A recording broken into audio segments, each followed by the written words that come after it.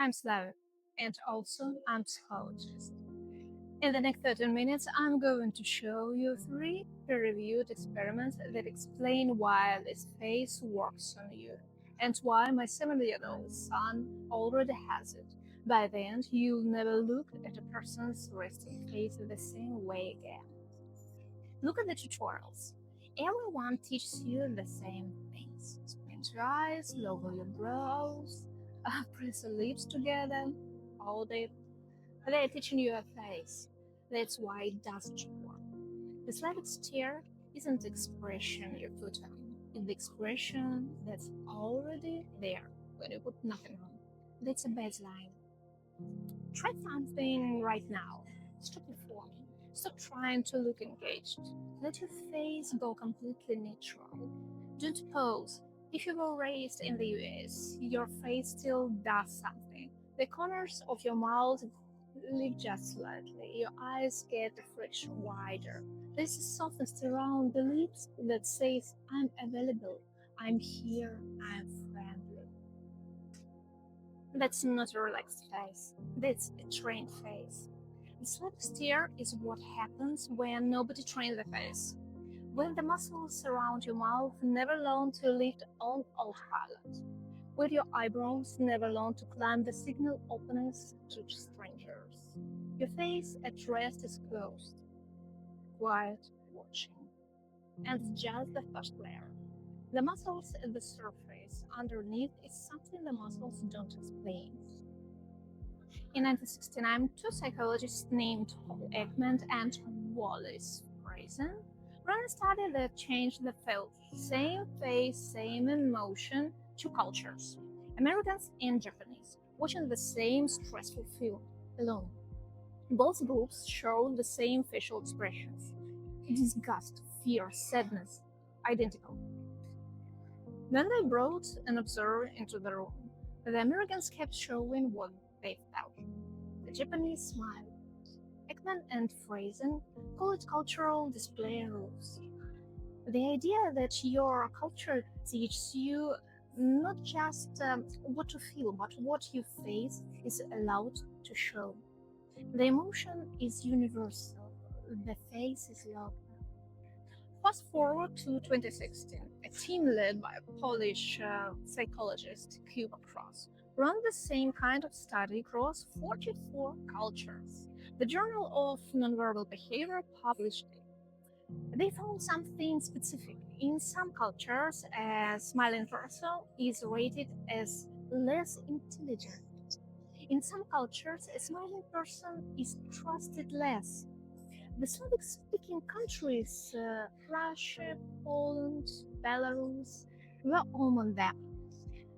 There is a Russian proverb that gets used in every grandmother's kitchen. Смех без причины – признак дурачины. Laughing for no reason is the sign of a fool. It's not a joke, it's a rule. A child who smiles at strangers gets corrected. Gently, but corrected. Why are you smiling? At what? At whom? You don't smile at questions. You don't smile at a stranger. You smile when something is actually funny or when you actually love somebody. And so the muscles develop differently. The same zygomaticus major, the muscle that pulls your mouth corners up, in an American adult fires reflexively hundreds of times a day. In a Slavic adult, it stays quietly. By age 20, the baseline is off. A 2023 Gallup survey asked people in 142 countries, did you smile yesterday? Ukraine, Montenegro, Serbia, Moldova, Lithuania, North Macedonia, Russians, 67 European countries sat in the top 15 for no. That's not aesthetic, that's not mysterious. That's a different face baseline supported by peer-reviewed data. But here's the part that matters. If this were just Slavic people don't smile, the trend will be boring. It's not boring, it's compelling, even disturbing to some people who see it. And the effect that stare has on you, the viewer has a name, and it was named in 1975. In 1975, A developmental psychologist named Edward Tronick presented an experiment at the Society for Research in Child Development. It became one of the most replicated findings in developmental psychology. It's called the still face experiment. Here's what happens. You sit a baby in a chair. The mother plays with the baby normally. Smiles, talks, coos, responds. The baby is having a great time. Then, on a signal, the mother freezes her face into a completely neutral expression. No smile, no frown, just blank. She holds the baby's gaze, doesn't respond to anything. Watch what happens in the baby. Within 3 seconds, the baby notices. Within 15 seconds, the baby is trying to fix it, pointing, reaching, making sounds. Within a minute, in many recorded sessions, the baby is screaming and inconsolable. Tronick wrote that the baby rapidly sobers and grows worried. Here is why this matters for the Slavic stare. The still face experiment isn't about babies.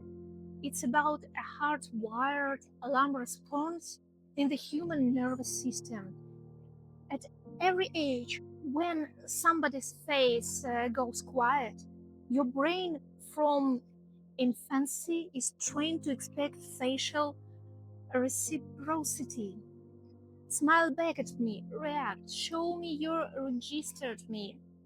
When that doesn't happen, your nervous system reads it as a rupture, as a threat, as something is wrong.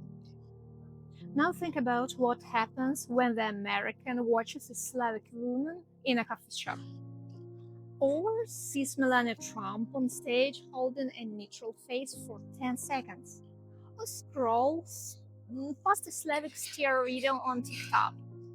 Their brain runs the still face response, not because anyone wants to do it, just because the face stopped performing. And the American nervous system, trained on hundreds of returned smiles per day, reads the absence as alarm. That's what the Slavic stare does. It triggers a primal mismatch in a culture that runs on facial reciprocity. The Slavic person isn't doing anything to you. Her face is just a rest. Your nervous system is the one feeling it as constipation.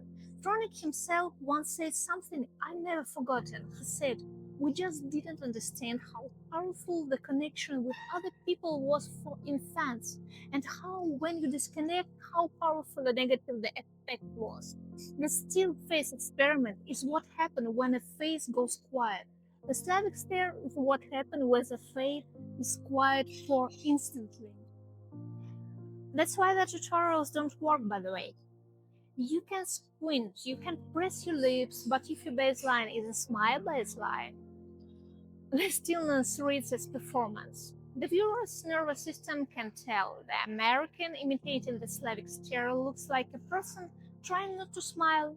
The Slavic person looks like a person whose face just sits there. There is a difference. Your nervous system catches it in under 200 milliseconds. This trend has a starting point, October 2025. Melania Trump stands next to her husband on a public stage and holds a Slavic stare for what feels like an extended bit. The internet loses its mind. Some people love it, some hate it. That's not the interesting part.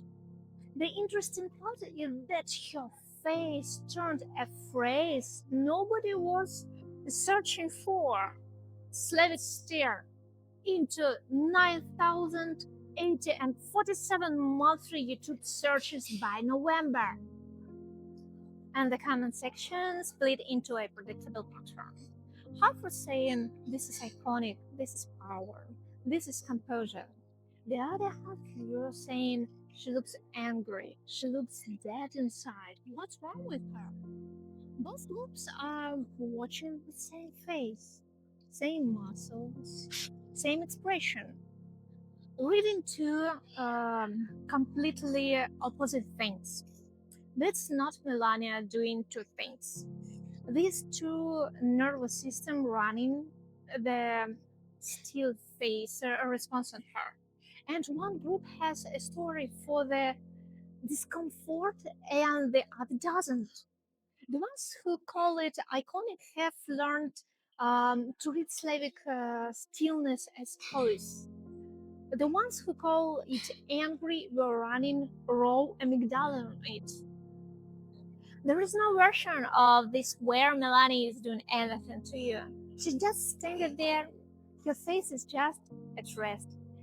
You're the one feeling is as one or the other. That's the entire trend. And it's also why the next part matters. This is my son. He's 7. We live in Vietnam. He's been around smiling face every day of his life. Vietnamese neighbors, his school teachers, expat kids from a dozen countries. Everyone smiles at him constantly. Watch his face at rest. He had the Slavic stare, not because he's posing, not because anyone taught him, because his mother had it. And his grandmother had it. And he watches my face all day, every day. And his mirror neurons have been learning since before he could speak. This is the part everyone misses. The Slavic stare isn't aesthetic. It's not trauma. It's not even cultural in some abstract sense. It's a specific neurological transmission system that has a name in family system theory: multi-generational transmission. And it operates in every family, Slavic or not. Patterns get learned from being around them. The face is one of the patterns. Family therapy has been studying this for 60 years. Murray Bone called it multi-generational transmission. It just means emotional patterns, expressive defaults, baseline regulation get passed from one generation to next through proximity, not through DNA, through being there. And my son has my face because he's been studying my face since the day he was born. Same mechanism that gave me my mother's face, and same mechanism that gave her my grandmother's face. 3 generations sitting around the table, learning each other's stillness. It's also, by the way, the cleanest evidence of the Slavic stare isn't genetic. Look at Slavic immigrant kids in the US who came as toddlers. Their cousins back in Moscow have the face. They don't.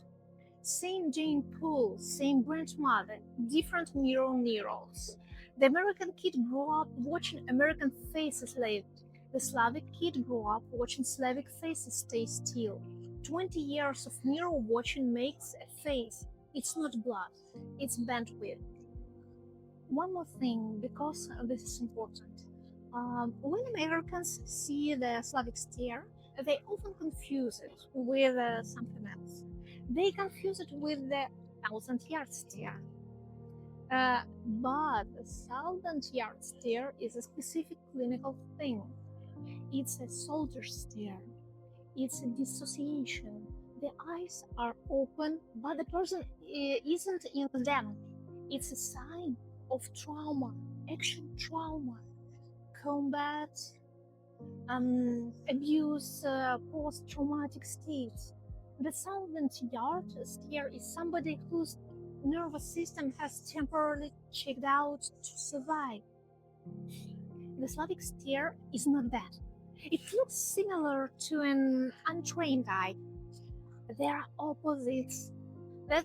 The thousand-yard stare is absence, dissociation. The person isn't here. The Slavic stare is presence without performance. The person is fully here, fully tracking the room, fully reading you. The eyes are doing what your amygdala does in under 200 milliseconds. Scanning, assessing, feeling. There is no smile mask covering the work.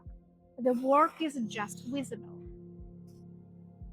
That's why it disturbs people. The polite face you're used to reading hides the assessment behind a friendly mask. The Slavic face does the same assessment with no mask on. You're not feeling judged.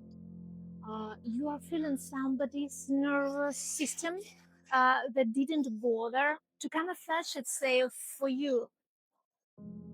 My read on this, and this part isn't peer-reviewed, it's my read, is that this is what foreigners are romanticizing when they call it dark academia or mysterious or old soul.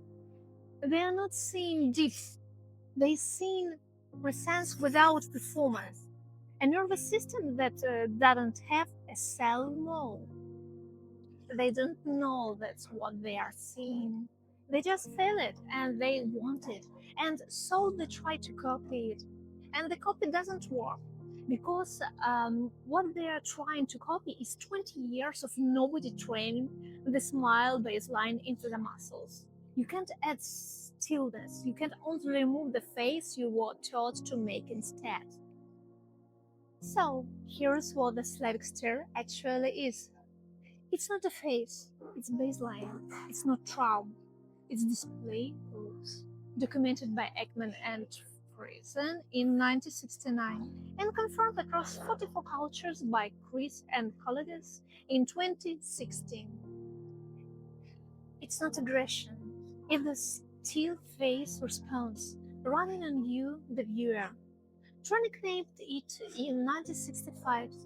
Your nervous system has been doing it to Slavic face ever since. It's not genetic. My 7-year-old son has it because he watches my face every day. The mechanism is multi-generational transmission. Same way every face you have was given to you by somebody. And it's not something you can fake. Not because Slavic people are special, because faces aren't faces. They're nervous systems showing through skin. If you want me to do more videos like this on Slavic psychology, drop a comment below telling me what to dig into next. The way we laugh, the way we don't say "I love you" out loud.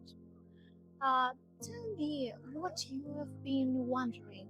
I read everyone, and subscribe so you don't miss the next one. We're just getting started. Noted that.